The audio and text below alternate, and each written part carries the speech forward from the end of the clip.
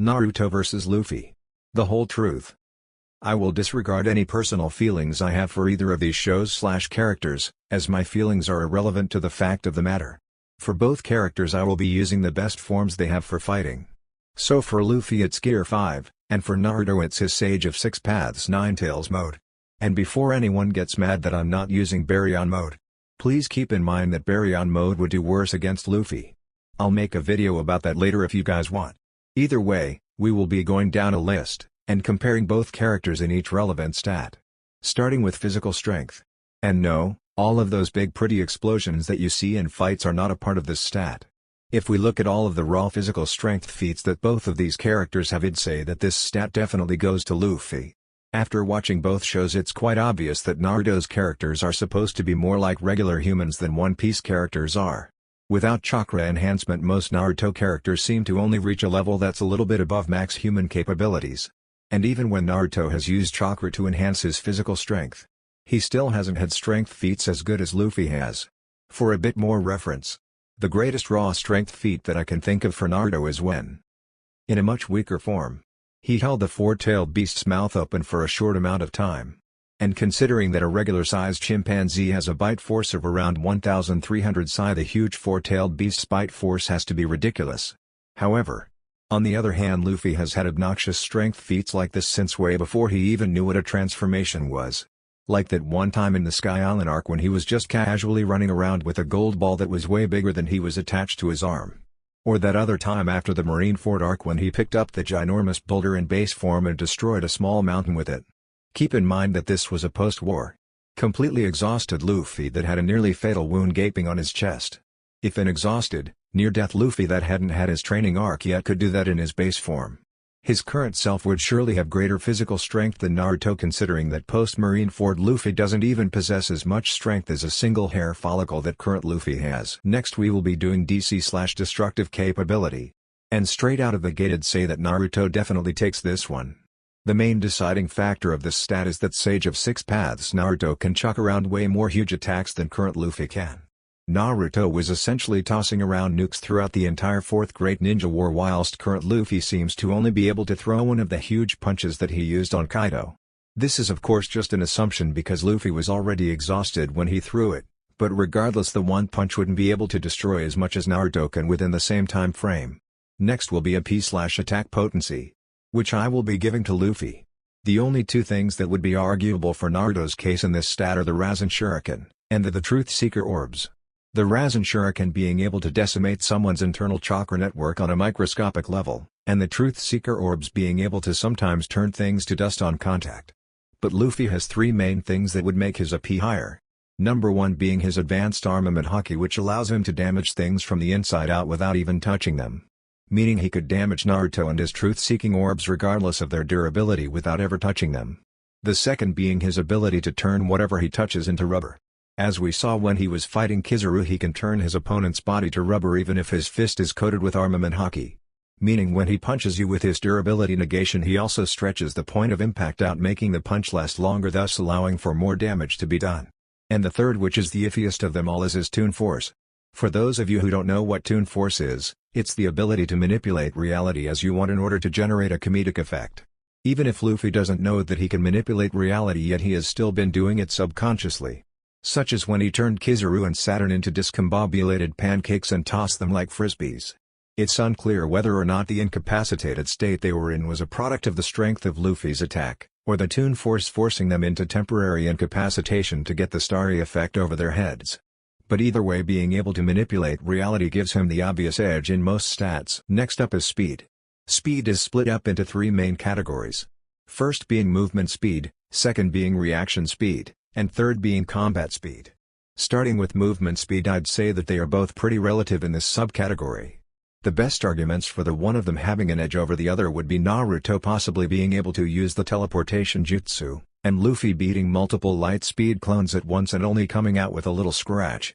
On paper teleporting would be faster, but in reality it only lets you teleport to a specific place that you have marked, making it super limited.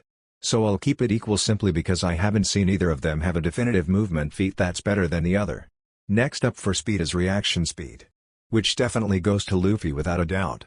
To make things more equal, I will be assuming that Madara's light beam attack here is actually moving at light speed and that Naruto properly dodged it. But even with that feat, it is irrelevant. Both pre-time skip, Luffy and Zoro have been shown dodging stated light speed attacks and light beams. And even if you don't want to use those, there is no denying that Luffy has a faster than light reaction speed after fighting Kaido and Kizaru. Kaido eventually began using Future Sight against Luffy, and Kizaru's entire power is light. Of course, Luffy himself also has the ability to see an undisclosed amount of seconds into the future. All of this also plays into the fact that I think Luffy has faster combat speed than Naruto. Luffy just has way more definitive speed feats than Naruto does. All of his light speed feats, his Future Sight, his Snakeman ability to accelerate his punch faster and faster the longer his fist is out, his ability to warp reality even. Just off of the top of my head, Naruto's best combat speed feats are when he cut off Kaguya's arm and maybe when he fought Momoshiki.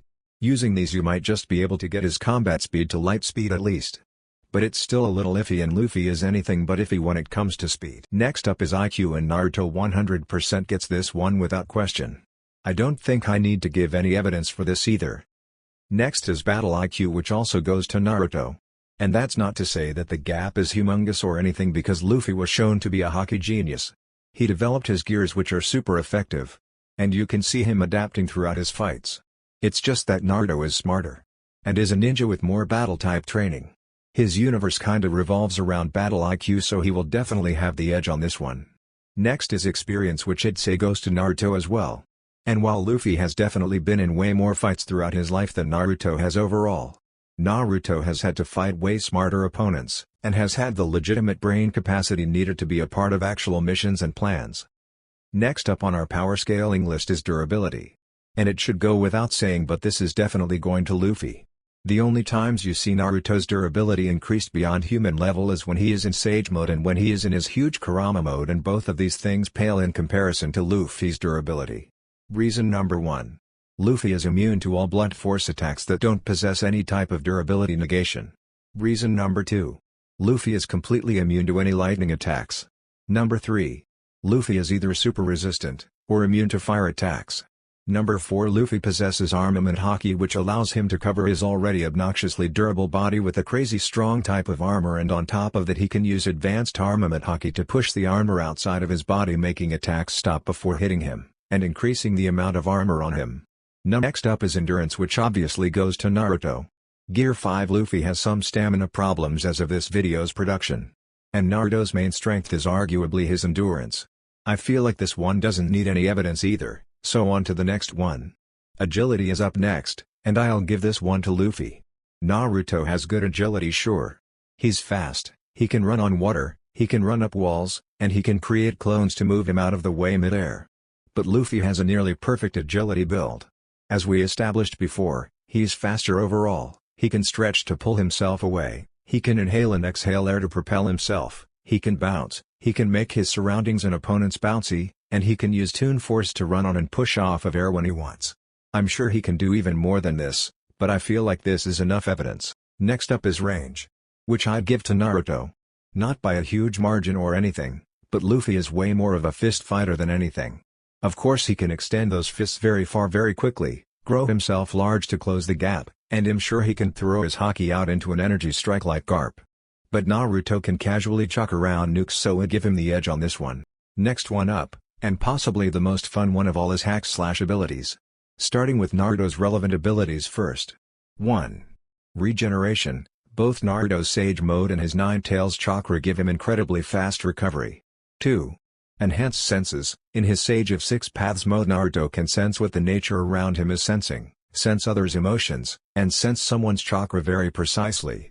3. The Truth Seeker orbs give Naruto the ability cancel ninjutsu, and the ability to turn what it touches into dust when commanded to do so. 4. Naruto can fly. 5. He can create clones of himself that possess a good chunk of his chakra. 6. He can create long arms of chakra to increase his range. 7. He can use his chakra to drastically increase his physical strength. 8. He can use the Nine Tails form to increase his size and durability. 9. He can use every change in chakra nature. Now for Luffy. Number 1. He's made out of rubber, so he is immune to blunt force attacks that don't have durability negation, and he's completely immune to lightning. Number 2. He is either immune, or highly resistant to any fire attacks. Number 3. Using Gear 2 he can drastically increase his speed and strength. Number 4. Utilizing his rubber properties Luffy can inflate either his bones, his muscles, or both making himself way bigger and stronger, even turning himself into a giant. Number 5. Due to an extreme universe difference Luffy's base strength is far above the base strength of Naruto. Number 6. Using friction he can ignite some of his attacks with fire, giving them more power. Number 7. Luffy can turn anything he touches into rubber, even energies, and other people. Number 8. Using observation haki Luffy can sense almost everything around him, feel other people's emotions, sense the strength and power of other people, predict what others will do in the future, and lastly, can straight up look a few seconds into the future. Number 9. With armament haki Luffy can severely increase both his durability and his strength. He can also extend it out of his body to be a weapon, and circulate it outside of his body making his armor stronger and making it seemingly impossible to touch him in that area. This also means that he can force his haki into anything, destroying it from the inside out without touching it. Number 10 With Conqueror's haki Luffy can drastically increase his physical strength, and maybe his haki too. He can also use it to destroy his surroundings without moving, and overwhelm his opponents with the strength of his will which wouldn't make Naruto pass out or anything, but considering he's never felt something like that it would definitely catch him a bit off guard at first. Number 11. Using Toon Force he can manipulate reality in all sorts of ways. Like running on air, forcing his heart to continue beating, creating things from thin air, shaking off damage to an unknown extent, and overall just doing whatever he wants in the moment. As of this moment Luffy has yet to find out he can manipulate reality, so this will be far stronger in the future. Forgive me if I missed some things, but overall I'd give the edge to Luffy. Lastly we will go into the weaknesses of these two wonderful characters. Starting with Naruto. Number 1, he's pretty stupid, but he does have Kurama to help there. Number 2, he doesn't really have much individual power. If you take away his access to either the nine-tailed fox, or the six-path chakra he would immediately be far too weak to do anything to Luffy. Now for Luffy. Number 1, he's somehow dumber than Naruto. Number 2, the more you submerge him with water the weaker he becomes. And yes, he has to be submerged, so no splashing him doesn't do anything. Lastly, for an honorable mention you could make an argument that he might be a too unserious sometimes, but since he has Toon Force that really just gives him more power. So do what you will with that. Finally, the moment you've all been waiting for. Who exactly wins this fight? And sorry if you find the answer boring, but it simply depends. They are too close in power for it to be a definitive fight every time, but I will give you who wins in what scenario. Naruto's main edge is his endurance and intelligence, and it would be really hard for him to hit, let alone damage Luffy, so keeping his distance and using his brain would definitely win him the fight. But if they both start bloodlusted, Luffy would definitely take the win in a short-term fight. For now I mostly have them as equal or relative, but after Luffy finds out that he can manipulate reality the answer will undoubtedly be definitive. Before the video ends I would like to apologize for any mistakes that I may have made, or any unconscious bias, because this script took forever to make and I'm super busy. Also, if you are interested in any other content like this, please let me know, because I love power scaling and I hate what it has been twisted into, so more level-headed logical content would be a plus. Either way, thank you very much for tuning in and I hope that you enjoyed my video.